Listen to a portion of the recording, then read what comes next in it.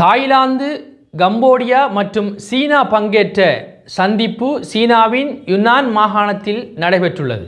இந்த சந்திப்பு Thailand Cambodia எல்லைப் பகுதியில் சமீபத்தில் ஏற்பட்ட மோதல்களின் பின்னர் உறுதி செய்யப்பட்ட போர் நிறுத்த ஒப்பந்தத்தை நிலைப்படுத்துகின்ற நோக்கில் ஏற்பாடு செய்யப்பட்டதாக சர்வதேச செய்தி நிறுவனங்கள் தெரிவிக்கின்றன.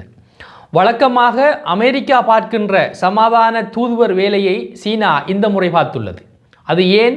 அதை இந்த தொகுப்பில் ஆராயலாம்.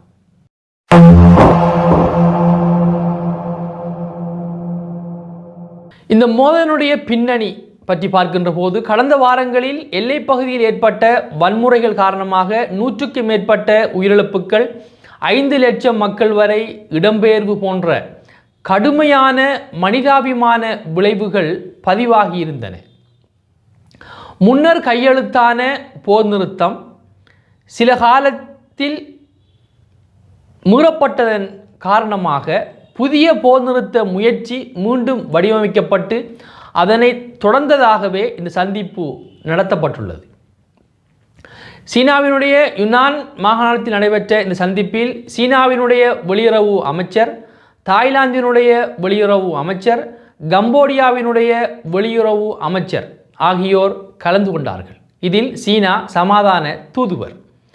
சந்திப்பின் முக்கிய அம்சங்களாக ஒப்பந்தத்தை படிப்படியாக உறுதிப்படுத்தல், எல்லைப்பகுதியில் மோதல் மீள உருவாகாத ஒரு பாதுகாப்பு சூழலை ஏற்படுத்துதல், இடம்பெயர்ந்த பொதுமக்கள் தொடர்பான மனிதாபிமான நடவடிக்கைகளை எடுத்தல், இரு நாடுகளுக்கு இடையிலான நம்பிக்கையை மீள கட்டியமைத்தல் என்பவை இங்கு விவாதிக்கப்பட்டன.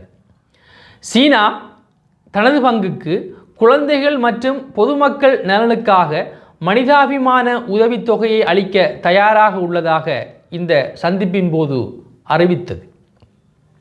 சீனாவினுடைய பங்கு ஒரு அரசியல் சிக்னல் என்று பார்க்கப்படுகிறது.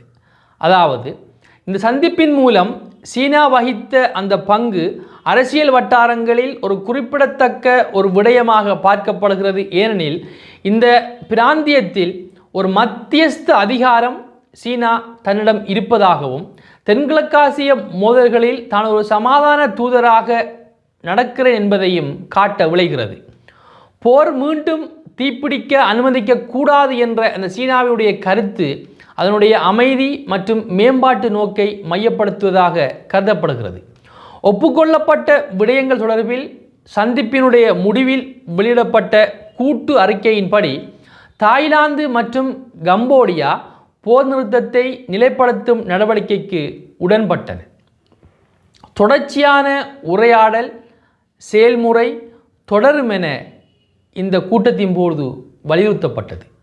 விதிமுறைகளினுடைய அடிப்படையில் தாய்லாந்தின் காவலில் இருந்த கம்போடிய இராணுவ வீரர்கள் விடுவிக்கப்பட வேண்டும் என்பது ஒப்புக்கொள்ளப்பட்டது.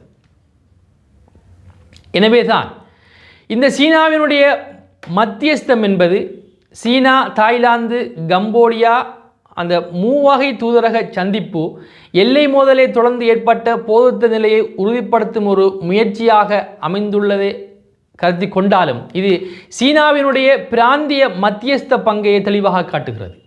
அதாவது சீனா இந்த பிராந்தியத்தில் தான் ராஜா என்பதை மீண்டும் மீண்டும் வலியுறுத்துகிறது. இந்த செயல்முறை அடுத்த கட்டங்களில் எவ்வாறு முன்னேறுகிறது என்பதும் சர்வதேச ஆய்வாளர்களால் கவனிக்கப்படுகிறது. இது அமெரிக்காவுக்கு சீனா வைத்த செக். அதாவது சமாதான தூதுவன் என்ற அந்த பாணிக்கு அமெரிக்காவுக்கு சீனா சொல்லாமல் சொல்லியிருக்கிறது, நான் தான் இந்த மத்திய கிழக்கு பகுதியில் சமாதான தூதுவர் என்று. மீண்டும் ஒரு செய்தியும் அதனுடைய பின்னணியும் பற்றி அலசுவோம்.